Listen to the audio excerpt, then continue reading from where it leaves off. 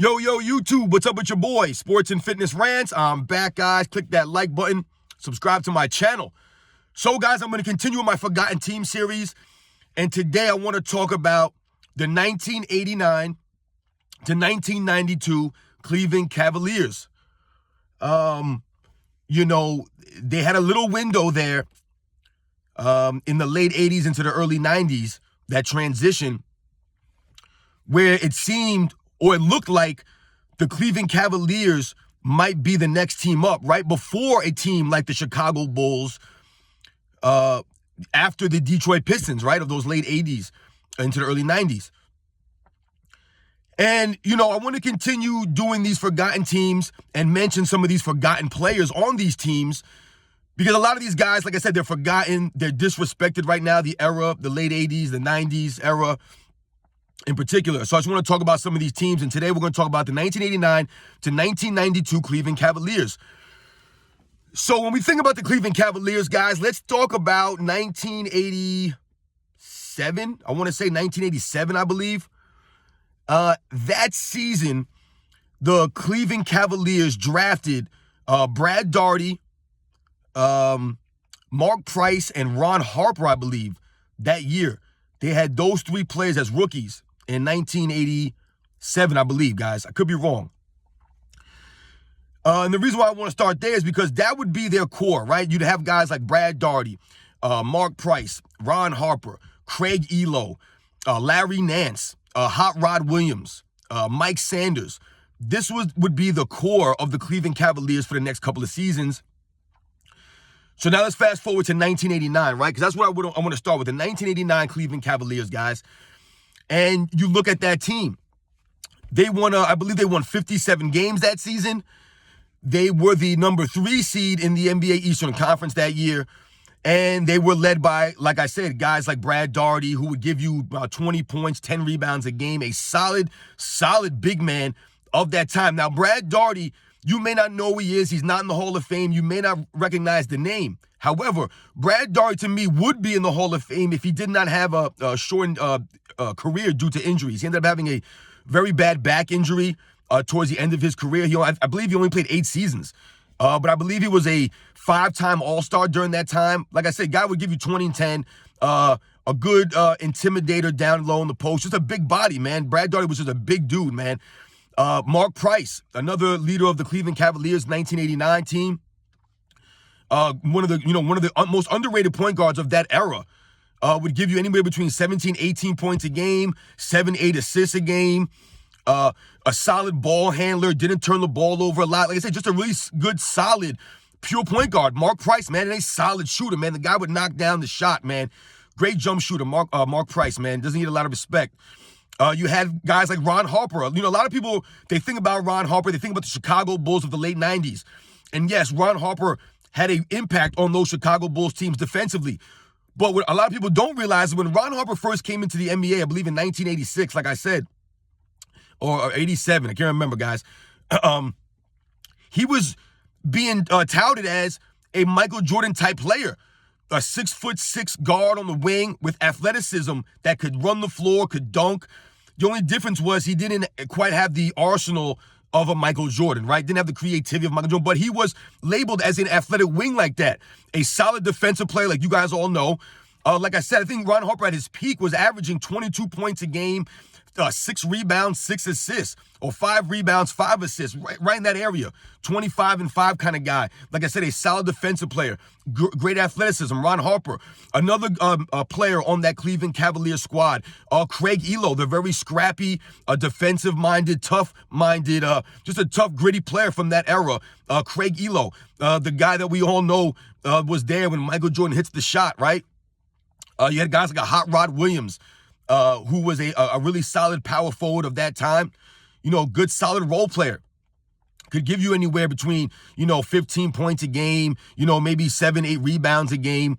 Like I said, just a solid, nice mid-range jump shot for a big man, Hot Rod Williams. Then you had, solid role players like Mike Sanders. You had guys like Larry Nance, right? Larry Nance, who who was a really good shot blocker of that era for his size at that position, would challenge everything at the rim. You guys probably remember Larry Nance as a slam dunk champion. I believe he was the first NBA slam dunk champion. I could be wrong about that, guys.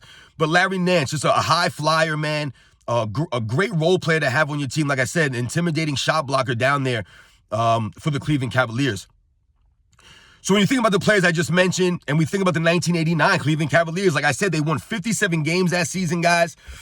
And, you know, when you think about the 1989 Cleveland Cavaliers, right, they would go on to make the playoffs. Like I said, they would be the number 3 seed. They would face the Chicago Bulls in the first round, and that's the series that Michael Jordan hits, you know, quote unquote, the shot, guys, right? He hits that shot against the Cleveland Cavaliers in that first round, right, in a tough 5-game series that the Bulls would beat the Cavaliers.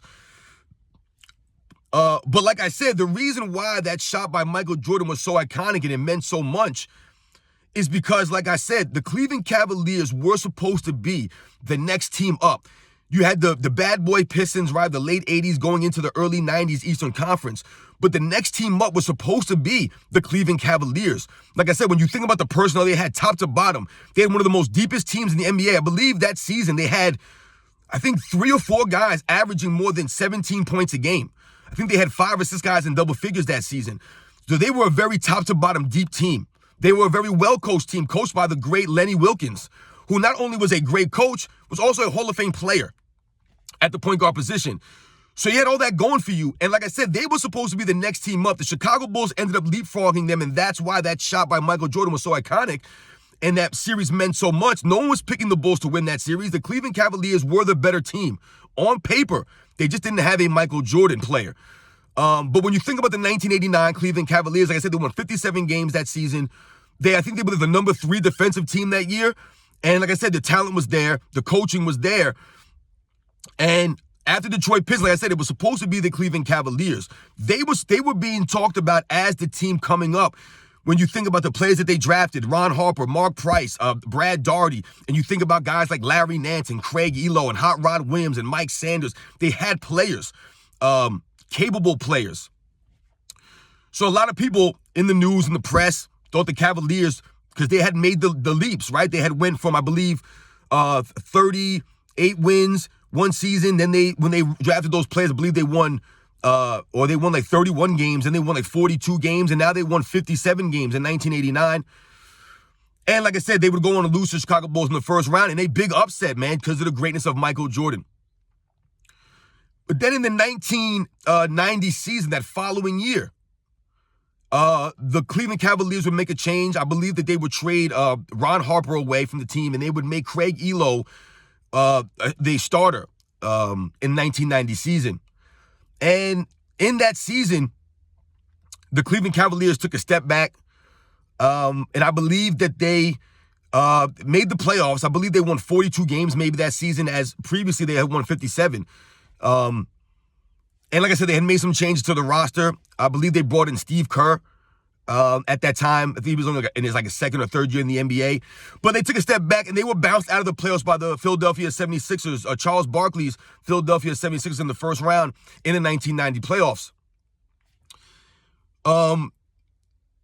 But when we think about, like I said, 1990, and then you go to 1991 Cleveland Cavaliers, they would have a couple of years there of misfortune. Like I said, it looked like they were going to be the next team up and coming. But they made some changes in that 1990 season after they lost to the Chicago Bulls in the first round. Don't forget, guys, the Cleveland Cavaliers had lost 2 years in a row in a 5-game series to the Chicago Bulls. 2 years in a row. 1988, first round against the Bulls, they lost. And in 1989, in the first round against the Bulls that they lost. And both in 5-game series, guys. These were not they were getting 3-0s. They were getting beat down. These were tough, gritty series. So after the 1989 series that they lost, they decided to make a change. Like I said, they traded Ron Harper away. They made Craig Elo the starter, the full-time starter, after he was coming off the bench in the previous season.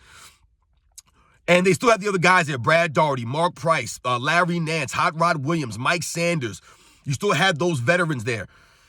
And, you know, like I said, in 1990 and 1991, they were kind of a down season. Like I said, they traded Ron Harper away. They were beat in the first round. And then in 1991, I believe Mark Price missed most of that season with an injury. or Brad Daugherty. I can't remember. It was either both of them or one of them missed a significant amount of playing time. It might have been both. I want to say Mark Price missed like the whole season, and I think that Brad Daugherty missed like half the season that year. And I believe they only won like 37 games. They did not make the playoffs in 1991.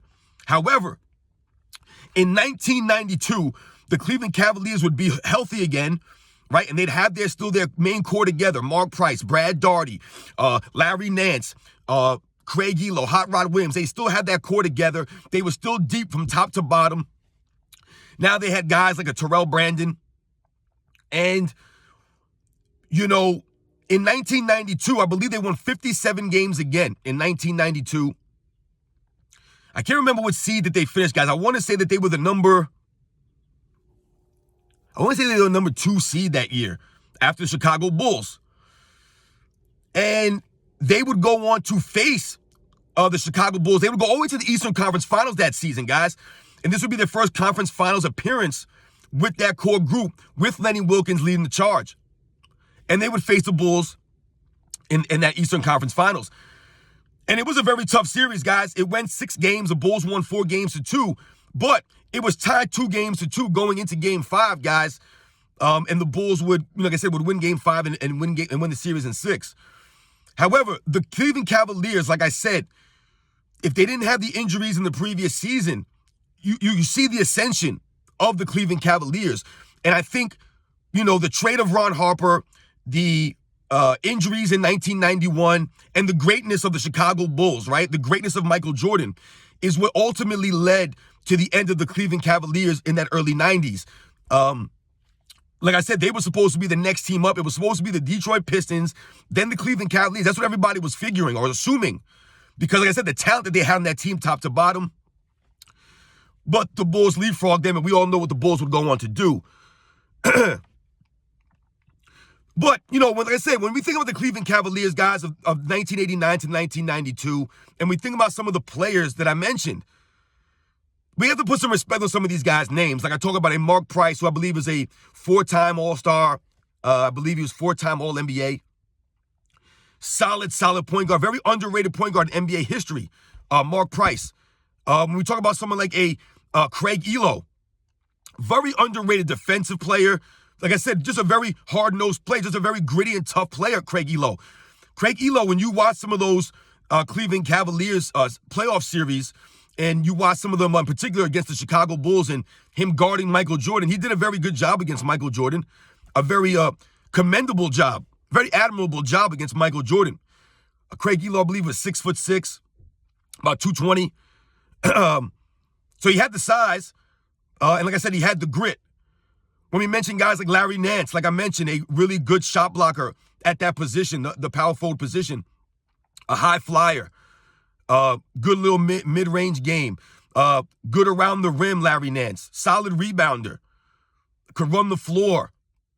You know, a lot of, people, they said they only mention Larry Nance when they're talking about maybe slam dunk contests and things like that, but Larry Nance was a very good basketball player, just a good basketball player.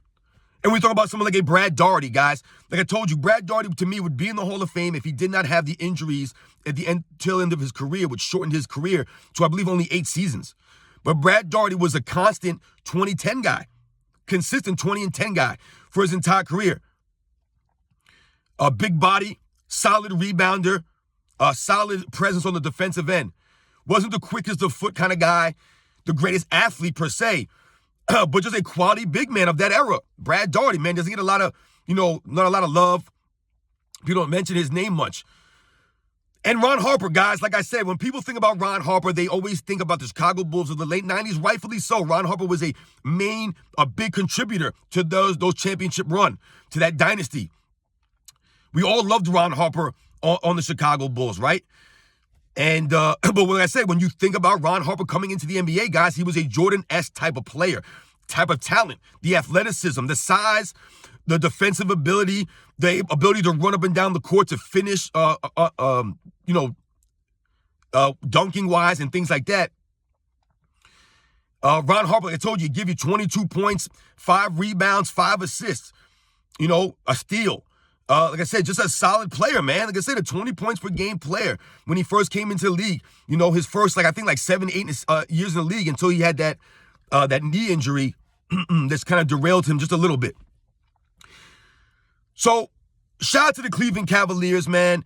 I just wanted to talk about them for a little bit. 1989 to 1992. In 1989, they won 57 games. In 1992, they won 57 games. Like I told you, 1990 and 91, they had some injuries that they dealt with. They made the trade. So I think that was why they were down those 2 seasons.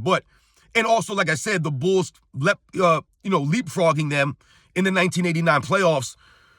But like I said, the Cleveland Cavaliers were supposed to be the next team up. It's no knock on them that they didn't get it done at that time. They had to go against really good teams like the Chicago Bulls, like the New York Knicks of the early 90s. So when we talk about these forgotten teams, these forgotten players, I want to put some respect on some of these guys' names, highlight some of these guys, and just show that, in that era, the 80s and the 90s, there were solid teams that people forget about because they didn't win the championship, and that's understandable.